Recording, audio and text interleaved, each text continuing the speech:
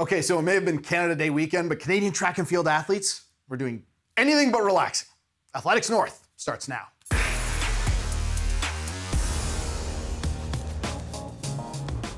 Okay, we're gonna cram 2 Diamond League events into this rundown. So let's begin in Lausanne, Switzerland, where Andre De Grasse, fresh off that 3rd place finish in the 100 a couple of days earlier at an event in the Czech Republic, was competing in the 200 alongside fellow Canadian Aaron Brown.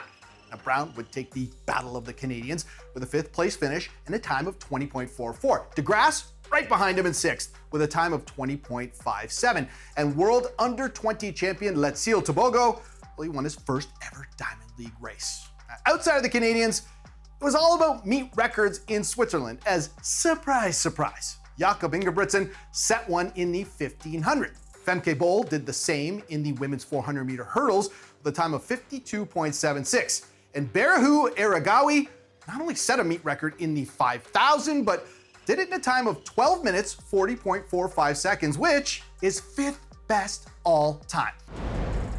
Now, 3 days later, Diamond League action, well, it continued in a very cold and rainy Stockholm, Sweden, where De Grasse and Brown were set to go head-to-head again, this time in the 100.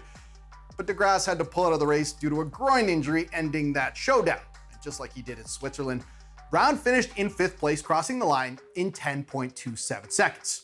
And in front of his hometown crowd, pole vaulter Mondo Duplantis, the Olympic and world champion, cleared his first attempt at 6.05 meters for the win. But just for fun, he tried not once, not twice, but 3 times to top his own world record, but in the end, couldn't clear it.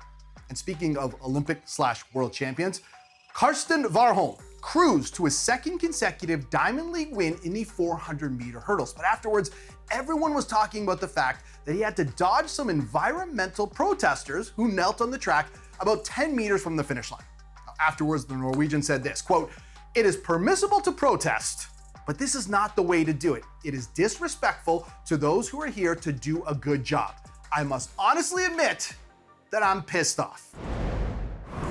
And we'll wrap it up with a couple of events that took place in the Great White North. At La Classique d'Athlétisme de Montréal, Pierce Lepage was a double winner, taking the 110-meter hurdles as well as the pole vault event, while shot putter Sarah Minton won her 4th straight event with a meet record toss of 19.15 meters. That streak, though, would come to an end a couple of days later at the Edmonton Athletics Invitational. She had to settle for a 2nd place finish. Savannah Sutherland, who, remember, is right off the heels of her NCAA title in the 400-meter hurdles, took 1st place in Edmonton, as did Jas Shukla and Marco Arop in the 800.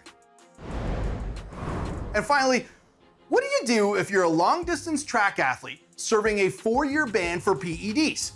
Well, if you're Shelby Houlihan, you compete in the annual Beer Mile World Classic in Chicago. And you not only compete, but you dominate. She became the first ever woman to crack the 6-minute mark and finished with a world record time of 5 minutes, 43.81 seconds.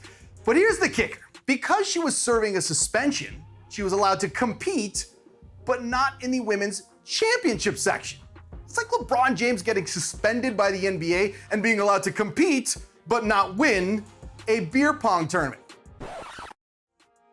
By the way, her ban is officially lifted in 2025. Thanks for watching.